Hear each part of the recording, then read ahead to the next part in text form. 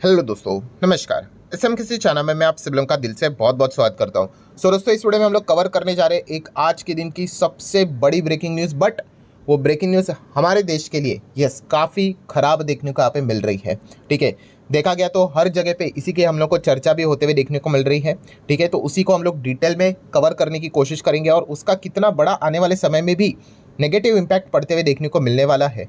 तो A to Z सारे calculations करके मैं आपको बताने वाला हूँ। बट उससे पहले जरूर आप लोगों के लिए एक रिमाइंडर देना चाहूंगा कि आज ही के दिन 8 बजे इस चैनल के ऊपर स्टॉक मार्केट क्लासेस के ऊपर एक इंपॉर्टेंट लेक्चर अपलोड होने वाला है। काफी लोग पूछते भी है शॉर्ट टर्म से रिलेटेड सर एक वीडियो बना दीजिए। आप तो लॉन्ग टर्म की बात करते हैं, तो चलिए एक शॉर्ट टर्म इन्वेस्टमेंट से रिलेटेड, अर्निंग से रिलेटेड एक मैंने वीडियो बनाई कि कैसे पैसे कमाए जा सकते हैं करके। सो जरूर उस वीडियो को 8 बजे देख लेना। इस चैनल का लिंक मैंने ऊपर आई बटन पे देके रखा हुआ है। सो ठीक है दोस्तों, यहाँ पे सबसे पहले जैसे कि आपको पता है एकदम ज़बरदस्त हम लोग को मार्केट में लाल रंग देखने को यहाँ पे मिल रहा है। लगातार ऐसा लगा था कि भाई चलो बजट के बाद तो कुछ तो मार्केट में सुधार होगा। देखिए, ऑल्दो अब मैं बताना चाहूँगा कि बजट कोई ख़राब नहीं है। बजट हम लोग को डिसेंट ही देखने को मिला। नो डाउट हर एक चीज़ आपको बजट में परफेक्ट नहीं मिलेगी, किधर तो आपको कुछ ना कुछ तो सेक्रीफाइस करना पड़ेगा। तो इस वक्त हम कह सकते हैं इंडस्ट्री बेस के हिसाब से सेक्रीफाइस देखने को ज़्यादा मिल गए। रेलवे की बात करें, डिफेंस की बात करें, लोअर कैपेक्स की बात कर ले, ठीक है, इतना कुछ खास देखने को नहीं मिला। बट जो अभी का सबसे बड़ा प्रॉब्लम था कंजम्पशन से रिलेटेड, जीडीपी को बचाना है तो मिडिल क्लास के लिए एक अच्छी खबर हम लोग को देखने को मिल गई। बट सबसे बड़ा प्रॉब्लम हम लोग को कौन सा देखने को मिल रहा है कि बजट तो ठीक ठाक रहा, मार्केट देखा गया तो अच्छा करना चाहिए था, बट सबसे बड़ा प्रॉब्लम दे दिया डोनाल्ड ट्रंप ने। डोनाल्ड ट्रंप तो आप सभी लोगों को पता है सबसे बड़ा प्रॉब्लम है। एंड बिलीव मी दोस्तों, अगले जब तक इनका कार्यकाल खत्म नहीं होने वाला है तब तक आप देख सकते हो कि बार बार आपको अमेरिका की ओर से, ट्रंप की ओर से बहुत सारी खबरें, बहुत सारी अपडेट देखने को मिलने वाली है। ठीक है, एंड लिटरली हम यहाँ पे कह सकते हैं कि इसमें वर्स्ट पॉइंट कौन सा है, इसका डायरेक्ट इम्पैक्ट हमारे बाजार के ऊपर गिर जाता है। सो डेफिनेटली हम यहाँ पे कह सकते हैं दोस्तों कि डोनाल्ड ट्रंप ने जो टैरिफ की वॉर की जो लड़ाई है उसकी शुरुआत यहाँ पे कर दी है कनाडा, मैक्सिको, चाइना के साथ। एंड ये लड़ाई जस्ट अभी शुरू हुई है। धीमे धीमे करके वो हर किसी कंट्री को थ्रेट देने की कोशिश यहाँ पे करेंगे, क्योंकि उन्होंने जो प्रॉमिस किया है कि उनके लोगों को वो क्या करेंगे, इनकम टैक्स जीरो करेंगे या फिर बहुत कम करेंगे। तो इस चीज़ की भरपाई टैरिफ से ही करवाएंगे करके। तो ये पॉइंट हम लोग को देखने को यहाँ पे मिल चुके हैं। एंड इस चीज़ के बीच में दोस्तों सबसे वर्स्ट खबर आज के दिन हम लोग को कौन सी देखने को मिल गई, हमारा इंडियन रुपी। यस दोस्तों, इंडियन रुपी की बात करें दोस्तों, डॉलर के अगेंस्ट काफ़ी खतरनाक लेवल पे डेप्रिसिएट हो चुका है। आप चेक कर सकते हो 87 को कितना, बोलते हैं ना चुटकी बजाते क्रॉस कर लिया। इतना इजी नहीं होता है चीज़ों को क्रॉस करना, बट आप देख सकते हैं ये बिल्कुल भी वेलकमिंग खबर देखने को आप नहीं मिल रही है।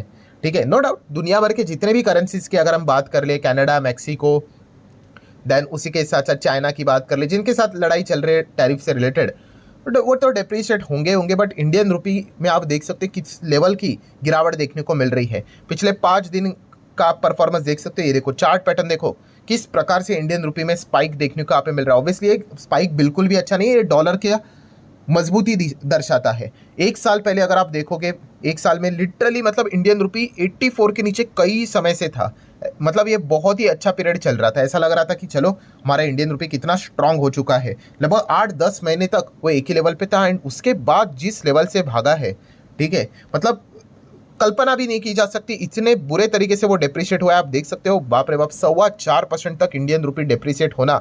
सितंबर से आप पकड़ सकते हो, सितंबर, अक्टूबर, नवंबर, दिसंबर, जैन, फेब, मोटा मोटी 5 से 6 महीने में हम कह सकते हैं कि कितना बुरी तरीके से वो डेप्रिशिएट हुआ है। ठीक है, जिनको इकोनॉमी से रिलेटेड थोड़ा बहुत नॉलेज है उनको पता है भाई कि करेंसी इस लेवल पे डेप्रिशिएट नहीं होती। जिस हिसाब से आपको अगर कोई बोले कि 6 महीने में कोई करेंसी 4-4.5% डेप्रिशिएट हुआ है, तो आप अंदाजा लगा सकते हैं कितनी बुरी खबर है। ठीक है, पिछले 5 साल का डेटा अगर आप देखोगे तो 5 साल पहले कितने पे था, 2020 में 70 रुपये के आसपास $1 मिलता था। वही अभी $1 87 के भी पार जाते हुए देखने को मिल चुका है।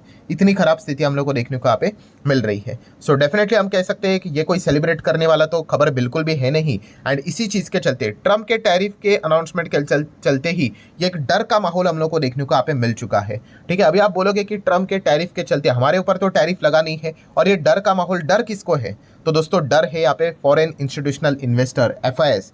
ठीक है, यही तो भाई डॉलर के साथ, रुपये के साथ डील करते रहते हैं। ठीक है, FIS क्या करते हैं, पैसा जो रहता है उनके पास डॉलर के फॉर्म में ही रहता है। वो हमारे देश में क्या करते हैं, इंडियन रुपये में ही तो निवेश करते हैं। एंड उसके बाद रुपये में निवेश किया हुआ पैसा जब निकालना है तो रुपये में ही मिलेगा, बट उसको वापस विदेश लेके जाना है तो क्या करना पड़ेगा, उसको डॉलर में ही कन्वर्ट करना पड़ेगा। तो इसलिए एफआईएस की बात करें, मतलब फॉरेन इंस्टीट्यूशनल इन्वेस्टर की बात करें, वो लगातार बिकवाली कर रहे हैं। एंड आप देख सकते हैं उनकी बिकवाली बिल्कुल भी यहाँ पे रुकते हुए देखने को नहीं मिल रही है। हम तो अक्टूबर मंथ से, अक्टूबर नवंबर दिसंबर जैन फेब चल ही रहा है, ठीक है, बिल्कुल भी रुकने का यहाँ पे मतलब। और प्रॉब्लम क्या है इनके लिए दोस्तों, कि इनके इन्वेस्टमेंट की वैल्यू, इनके रिटर्न्स की अगर हम लोग बात करें एफआईएस के, वो यहाँ पे कम हो रहा है।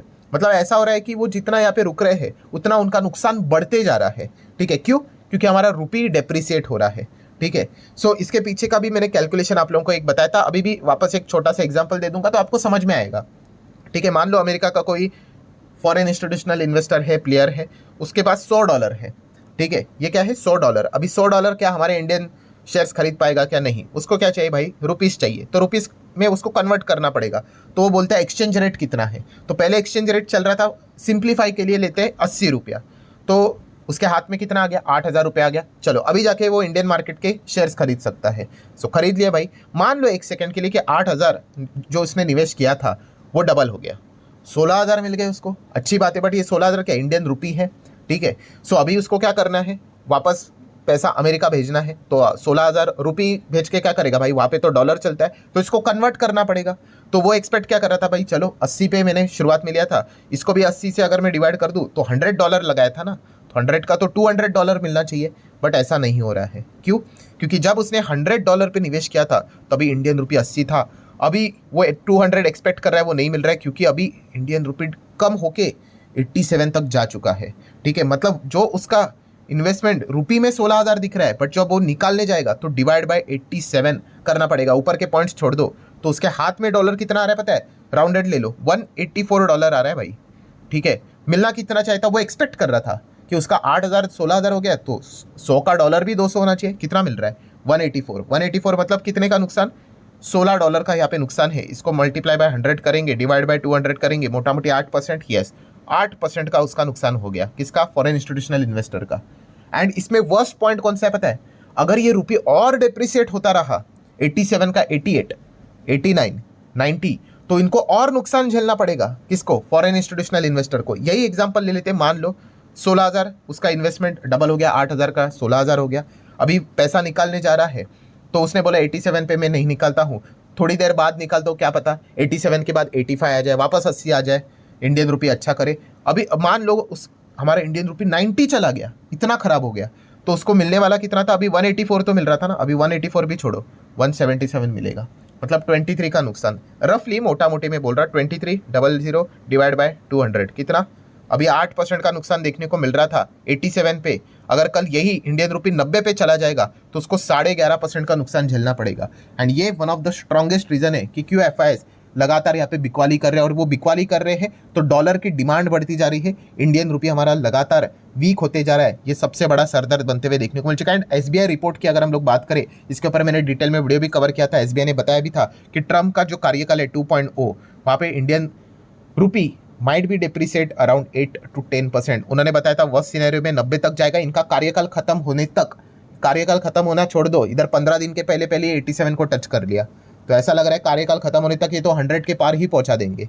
सो इतना खराब परफॉर्मेंस देखने को यहाँ पे मिल रहा है। एंड इसीलिए हम यहाँ पे देख सकते हैं दोस्तों, रिसेंटली आरबीआई ने क्या किया था, लिक्विडिटी डाली थी मार्केट में, कितना 1.5 लाख करोड़ की लिक्विडिटी थी। और इसमें लिक्विडिटी में 3 हिस्से थे, ठीक है। उसमें से एक हिस्सा कौन सा था लिक्विडिटी का, तो वो था डॉलर रुपी स्वैप वाला। 5 बिलियन की अगर हम लोग बात करें डॉलर के हिसाब से लिक्विडिटी इंजेक्ट की थी। क्यों? इससे यही कि वो बाकी बैंक से डॉलर खरीदेंगे, ठीक है, एक डिटरमाइन प्राइस के ऊपर, बाद में जैसे काम हो जाएगा वो वापस उनको डिटरमाइन प्राइस के ऊपर लौटा देंगे। बट फिलहाल आरबीआई क्या करेगा उस डॉलर का, वो डॉलर को जितना हो सके मार्केट में बेचेंगे। इस चीज़ के चलते हमारे रुपी को थोड़ा बहुत तो स्टेबिलिटी मिलेगा, तो इसीलिए ये सारे मेजर्स यहाँ पे किए गए थे। सो डेफिनेटली हम कह सकते हैं दोस्तों, इतनी ज़बरदस्त लेवल की आग यहाँ पे लगते हुए देखने को मिल चुकी है। एंड इसी आग में अभी हम लोग को घी भी डालने का काम यहाँ पे हो चुका है। किसने घी डाल दिया, तो दोस्तों क्रूड ऑयल ने।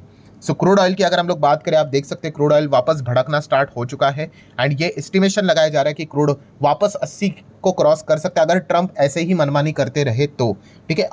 इकोनॉमिक अनसर्टेनिटी हो जाती है ना, ठीक है। सो डेफिनेटली क्रूड की भी अगर हम लोग बात करें, इसका भी कैलकुलेशन मैंने आपको बताया था कि पहले अगर हम लोग क्रूड $69 प्रति बैरल के हिसाब से खरीदते थे, तो अभी उसके लिए हम लोग को कितना खरीदना पड़ेगा, तो आप देख सकते हो बीच में तो 80 क्रॉस किया था, देन उसके बाद उन्होंने ही स्टेटमेंट दिया था कि वॉर रुकवा सकते हैं हम लोग करके, तो वो नीचे आया। अभी वापस उन्हीं के वजह से क्रूड वापस भड़क रहा है। तो ऑब्वियसली क्रूड के तो हम लोग कितने बड़े इंपोर्टर है आप सभी लोगों को पता ही है। तो इन चीज़ों के चलते इन्फ्लेशन बढ़ने का खतरा होता है, महंगाई बढ़ने का खतरा होता है। तो यही चीज़ें देखने को मिले। और इसके इम्पैक्ट की अगर मैं बात करूँ, जैसे मैंने कहा कि इसका इम्पैक्ट शेयर मार्केट से रिलेटेड नहीं है, हमारे पूरे भारत देश के इकोनॉमी के ऊपर है। ठीक है, मतलब ऐसा नहीं कि जो लोग सिर्फ मार्केट में निवेश करते हैं उनको ही दिक्कत होगी करके, नहीं भाई, जो निवेश नहीं भी कर रहा है उसके घर के किचन तक के सामान के ऊपर इसका इम्पैक्ट पड़ेगा। क्योंकि क्रूड महंगा तो यस, पेट्रोल डीजल महंगा, ट्रांसपोर्टेशन महंगा, तो घर में जो सामान पहुंचता है वो महंगा, तो इन्फ्लेशन बढ़ जाएगा। और अगर इन्फ्लेशन बढ़ेगा तो वापस वही दिक्कत, रेट कट होगा कि नहीं होगा, इसी के ऊपर क्वेश्चन मार्क आ जाता है। तो ऑब्वियसली हम कह सकते हैं कि बुरी तरीके से फंसते हुए देखने को आप मिल चुके हैं। ठीक है, and worst point is what कि ट्रम्प के टैरिफ एक लटकती हुई तलवार है, क्या कब करके रखेंगे किसी को भी नहीं पता है। हम फिंगर क्रॉस करके ही चलेंगे भाई कि भाई कुछ उल्टा फुल्टा ये नहीं करेंगे करके। बट फिलहाल तो हम कह सकते हैं इसी चीज़ के चलते ये काफ़ी खराब परफॉर्मेंस देखने को मिला है कि रुपी भी लगातार डिप्रिसिएट हो रहा है, क्रूड भी भड़क रहा है, एफआईएस भी निकलते जा रहे हैं। ठीक है, एंड लिक्विडिटी की अगर हम लोग बात करें तो अभी आरबीआई क्या फैसला लेता है वो देखने वाला पॉइंट रहेगा। बट उनके ऊपर भी अभी वो एक टफ मतलब पॉइंट आ चुका है कि इन्फ्लेशन अगर भड़केगा तो कैसा डील करना पड़ेगा। सो काफ़ी मुश्किल वक्त है, इतना तो हम ज़रूर यहाँ पे कह सकते हैं। तो आशा करता हूँ वीडियो इंटरेस्टिंग लगा होगा, इन्फॉर्मेटिव लगा होगा। चाहो तो लाइक एंड शेयर कर सकते हो। एंड जाते जाते अगेन याद दिलाना चाहूँगा, यस अभी इस वीडियो के बाद 8 बजे के आसपास आपको इस चैनल के ऊपर जो वीडियो मिलेगा आप चाहो तो उसको स्टडी कर सकते हो। ठीक है, सो चले दोस्तों, मिलते हैं अगले वीडियो में, तब तक के लिए बाय बाय।